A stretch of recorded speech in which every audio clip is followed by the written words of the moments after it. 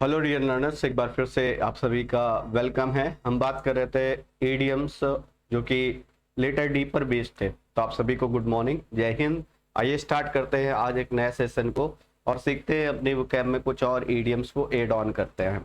तो बढ़ते हैं डियर। लास्ट बार हम लोगों ने डाउन इन द माउथ की तरफ बात कर ली थी। आज हम जो डिस्कशन कैरी करने वाले हैं वो है आपका डॉग इन द मैंजर, है ना। मैंजर का मतलब होता है चारागाह। जैसे जहां पर पशु एक तरीके से चारा खाते हैं उस जगह को हम लोग क्या बोलते हैं, मैंजर बोलते हैं। ठीक है। जैसे मान लो ये कोई मैंजर है, ये मान लिया कोई मैंजर है और यहाँ पर मान लो ये पशु हैं और ये डॉगी जो है ये यहाँ आकर के बैठ गया है, इसमें आकर के बैठ गया है। तो ये क्या कर रहा है, ये इनको चारा नहीं खाने दे रहा है ना। तो एक ऐसा व्यक्ति कह सकते हो, पर्सन कह सकते हो, जो दूसरे के एंजॉयमेंट में दखल अंदाजी करता है, उस तरीके का person dog in the manager कहलाता है। तो डॉग इन द मैंजर का मीनिंग क्या हो गया, कह रहा है a person who prevents others from enjoying what he himself can not. ये खुद तो देखिए, ये जो खास तौर से जो चारा है ये इसके मतलब का नहीं है, लेकिन ये दूसरों को भी नहीं खाने दे रहा है ना। तो वही मीनिंग है, कह रहा है दूसरे के एंजॉयमेंट में कन्फ्लिक्शन पैदा करता है, हालांकि वो चीज उसके खुद के काम की नहीं है।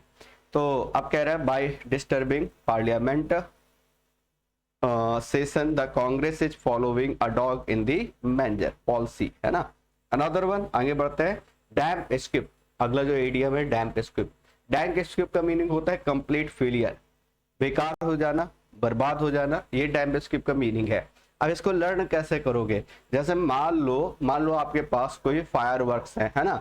आप उनमें से क्या करो, अगर उनको आप डैम्प कर दो, गीला कर दो, है ना, तो वो क्या हो जाएगा, वो पूरा का पूरा स्किप जो फायरवर्क्स है वो कैसा हो जाएगा, बेकार हो जाएगा, फेल हो जाएगा। तो वही मीनिंग लिख रहा है कंप्लीट फेलियर, है ना। The visit of our foreign prime minister to China prove the damp squib on border issue.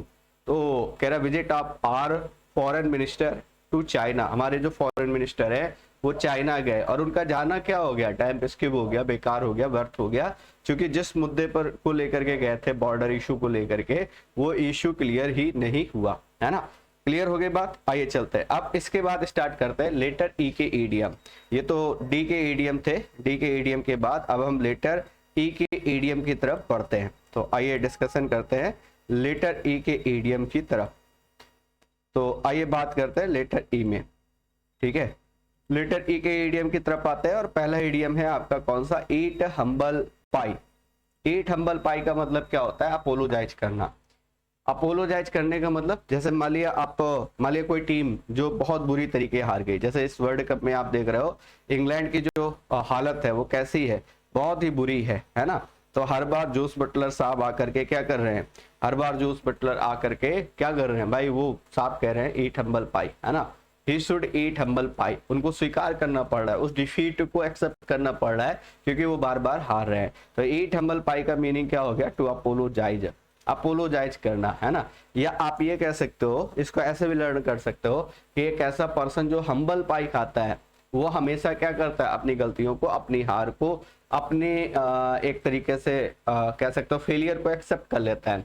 तो in spite of his constant bragging, लगातार वो ब्रैगिंग करता रहा, he lost the match and had to eat humble पाई।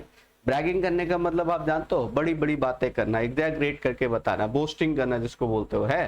तो बहुत लंबी लंबी चौड़ी चौड़ी बातें करता रहा, लेकिन बाद में उसकी टीम जो है वो मैच हार गई और उसको क्या करना पड़ा, ईट हम्बल पाई करना पड़ा, उसको कन्फेस करना पड़ा, अपोलोजाइज करना पड़ा। ईट वंस वर्ड, आपने ये शब्द खा लेना, मीनिंग क्या है कि जो आपने बोला था अब उससे मुकर रहे हो आप, है ना। ये होता है आपका क्या, ईट वंस वर्ड।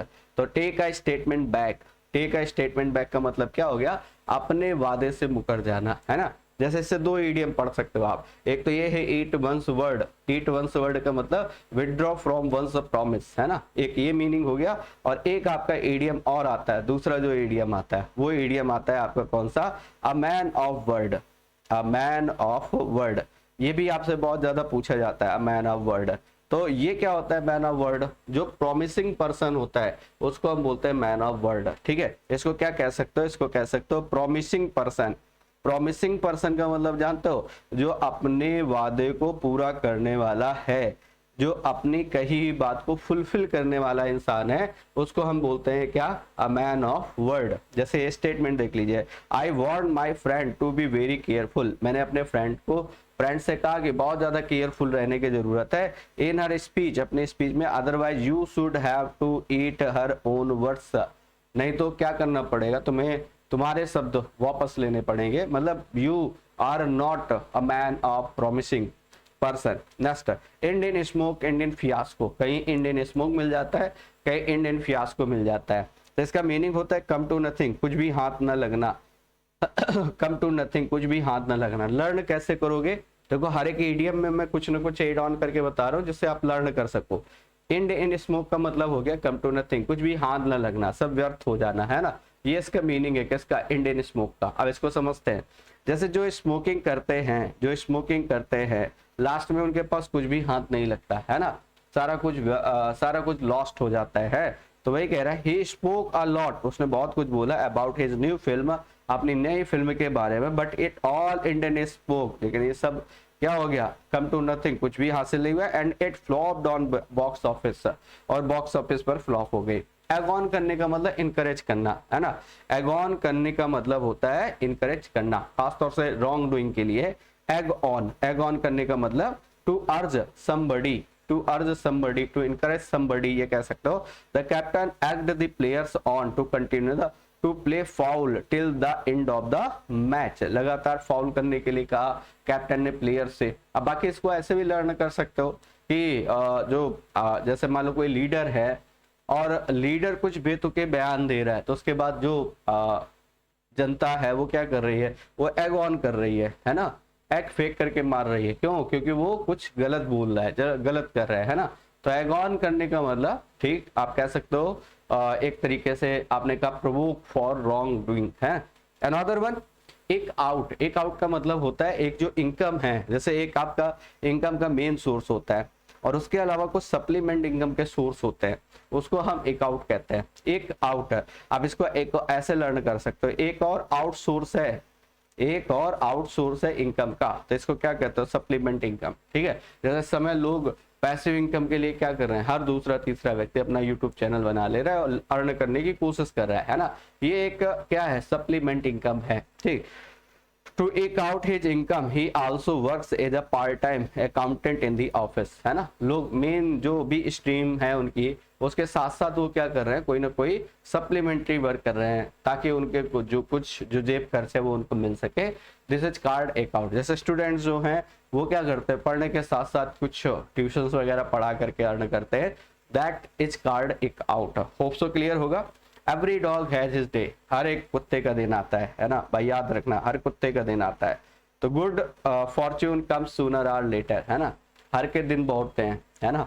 तो आप ये बोलते हो ना कि हर एक के दिन आते हैं, ठीक। Every dog has his day, luck comes sooner और लेटर है। तो कह रहा don't be disappointed, it is truly sad that every dog has his day, है ना। कह रहा डिसअपॉइंटेड होने की बात नहीं है, आपका भी दिन आएगा, और ये अच्छी बात है कि जब भी बुरे दिन आए तो आप धैर्य रखें, आप केवल मेहनत करने पर फोकस करें, ठीक है, क्योंकि एक ना एक दिन आपका भी आएगा। अनदर वन, आगे चलते हैं। एवर एंड एनन, एवर एंड एनन का मतलब क्या होता है, एवर से ही इसको लर्न कर सकते हो। एवर मतलब कभी कभार, रेगुलर नहीं, कभी कभार, है ना। तो नाउ एंड देन या समटाइम्स, कभी कभार you can say he visits his parent ever and anon, है ना। तो इसका मीनिंग क्या हो गया, वो कभी कभार विजिट करने जाता है अपने फ्रेंड्स के यहाँ, है ना। तो जैसे कहा जाए प्लेयर्स जो हैं, जो खासतौर से क्रिकेट खेलते हैं, वो बहुत कम अपने घरों पर जा पाते हैं, तो बहुत कम विजिट कर पाते हैं, ज्यादातर वो बाहर ही रहते हैं घर से, है ना। तो होप सो क्लियर हो गई बात। आई वॉस का मतलब होता है प्रिटेंस, दिखावा। आई वॉस करने का मतलब प्रिटेंस। आप मतलब सडन अचानक कुछ ऐसा हुआ जो अनएक्सपेक्टेड सा था, तो आप क्या करते हो, आई वॉश करते हो, ऐसे थोड़ा सा करते हो फिर देखते हो, है ना, आंखें बड़ी करके, है ना। तो इसका मतलब ये क्या हो गया, ये कौन सा छलावा था, ये कौन सा कपट था। तो आप प्रीटेंस का मतलब दिखावा। My friends promise to help me just proved an eye wash, ये केवल प्रीटेंस साबित हुआ, मेरे फ्रेंड ने मुझसे बोला था मदद करने के लिए, लेकिन ये कैसा साबित हुआ, ये आई वॉश साबित हुआ। आई वॉश का मतलब धोखा साबित हुआ, है ना। Another one, flash and blood का मतलब होता है human nature. Flash and blood का मतलब होता है ह्यूमन नेचर। जैसे नॉर्मली जो ह्यूमन बॉडी है वो किससे बनी है, फ्लैश से बनी हुई है और ब्लड से बनी हुई है ना। फ्लैश और ब्लड जिसमें भी है उसमें काइंडनेस, सिंपैथी, ह्यूमैनिटी जरूर होनी चाहिए। भाई कह रहा है ह्यूमन नेचर जरूर होना चाहिए उसके साथ। कह रहा है people in some villages are so poor that their sufferings are more than a flesh and blood can endure. Another one, fish in troubled water, ये बहुत आता है। फिश के 2-3 इडियम बार बार आते हैं, आइए उनके बारे में डिस्कशन कर लेते हैं। जैसे एक आता है आपका फिश आउट ऑफ वाटर, पहला इडियम ये आता है fish out of water. Fish out of water का मीनिंग क्या होता है, अनकंफर्टेबल। इसका मीनिंग होता है अनकंफर्टेबल, अनकंफर्टेबल। और ऑब्वियस सी बात है किसी भी फिश को अगर आप वाटर से बाहर निकाल दें तो वो कैसा फील करेगी, अनकंफर्टेबल। किसी व्यक्ति के उसके जो उसका एक तरीके एटमॉस्फियर है, ठीक है, जिस एटमॉस्फियर में रहने के लिए वो बिल्कुल पूरी तरीके से एक्लिमेटाइज है, उसको दूसरे किसी एटमॉस्फियर में ले जाओगे तो उसको क्या होगी, वो अनकंफर्टेबल फील करेगा है। जैसे अगर कोई हॉट क्लाइमेट में, हॉट वेदर में रहने के लिए बिल्कुल एक्लिमेटाइज है, उसको कोल्ड क्लाइमेट में ले जाओ तो उसको बहुत ज्यादा प्रॉब्लम फेस करने को मिलेगी, है ना। तो भाई fish out of water meaning क्या होता है, अनकंफर्टेबल, है ना। तो होप सो क्लियर हो गई बात। और a fish in troubled water एक दूसरा ये है। तो ट्रबल्ड मतलब परेशान, है ना, कोई व्यक्ति जो परेशान है। ट्रबल्ड का मतलब परेशानी में है, फिश का मतलब पर्सन, पर्सन कोई परेशानी में है, ठीक है, तो उससे उसका क्या करना, उसका फायदा उठाना, उसके मजे लेना, ये होता है फिश इन ट्रबल्ड वाटर। तो मीन्स क्या कह रहा है, to take advantage of the troubles of others. जब दूसरा कोई विपत्ति में, मुसीबत में है, परेशानी में है तो उसका फायदा उठाना, this is called fish in troubled water. और ये आपने पढ़ा fish out of water, meaning क्या होता है, अनकंफर्टेबल होता है। तो ये 2 ईडियम है आपके, पहला ये फर्स्ट ये है एंड सेकंड ये है आपका, दोनों याद रखने। और एक और बनता है आपका फिश से, वो आता है queer fish, QUEER। Queer fish का मीनिंग क्या होता है, एक ऐसा पर्सन जो बिल्कुल कैसा है, स्ट्रेंज है। स्ट्रेंज का मतलब अजनबी है, उसको हम लोग बोलते हैं क्यूअर फिश। तो 3 इडियम आपको मेमोराइज करने हैं जो फिश से बनते हैं। फिश इन ट्रबल्ड वाटर, इसका मीनिंग क्या होता है, जब दूसरा कोई परेशानी में है तो उसके मजे लेना, उसका फायदा उठाना। और दूसरा है आपका कौन सा, fish out of water, meaning होता है अनकंफर्टेबल। और लास्ट वाला है क्यूअर फिश, और क्यूअर फिश का मतलब होता है स्ट्रेंज, अजनबी। आइए बढ़ते हैं next, follow suit. Follow suit का मतलब क्या होता है, ये जो SUIT लिखा है ये इसका एक्चुअल मीनिंग होता है ताश के पत्ते। जो ताश के पत्ते, जैसे आप देखते हो अमूमन लोगों को प्लेइंग कार्ड्स खेलते हुए है, तो जिसने जो एक तरीके से सूट डाला है दूसरा भी उसको फॉलो करते हुए डालता है ना। तो इसका मीनिंग क्या है, एक्ट इन लाइक मैनर, है ना। तो दूसरे को देखते हुए वैसे ही काम करना है, ये इसका मीनिंग है। If you do not obey your elders, यदि तुम अपने बड़ों को फॉलो नहीं करोगे, बड़ों की आज्ञा नहीं मानोगे, your children will follow suit, है ना। तो विल नॉट फॉलो सूट होना चाहिए था, है ना। तो तुम्हारे बच्चे जो हैं वो तुम्हारा कहा नहीं मानेंगे, जैसे आप अपने बड़ों का कहा नहीं मानेंगे तो आपके जो बच्चे हैं वो आपका कहा हुआ नहीं मानेंगे, वो आपके आदेश का पालन नहीं करेंगे। होप सो क्लियर है।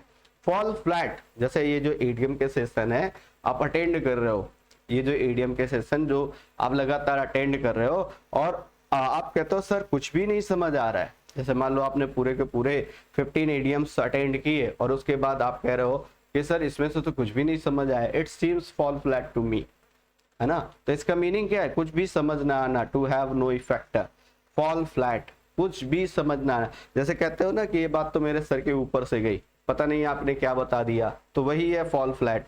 द मिनिस्टर्स स्पीच, जो मिनिस्टर का स्पीच है, fail fall flat on the audience, audience को समझ ही नहीं आया उसने क्या बात कह दी, है ना। तो होप सो बात समझ में आ गई। तो फॉल फ्लैट का मतलब क्या होता है, टू हैव नो इफेक्ट, प्रभाव ना पड़ना, उसको बोलते हैं fall flat. Fight sigh of, अगला जो इडियम है फाइट साई ऑफ, है ना।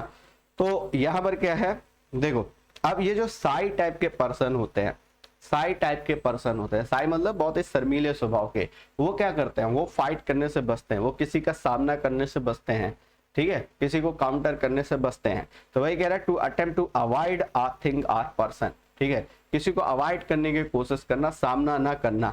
तो जो लोग शर्मीले स्वभाव के होते हैं वो नॉर्मली क्या करते हैं, वो नॉर्मली लोगों को कन्फ्रंट करने से बचते हैं, ये होता है फाइट साई ऑफ। क्या कह रहा है, I generally fight sigh of confronting my elder sister is she is in the habit of making sickening comments, है ना।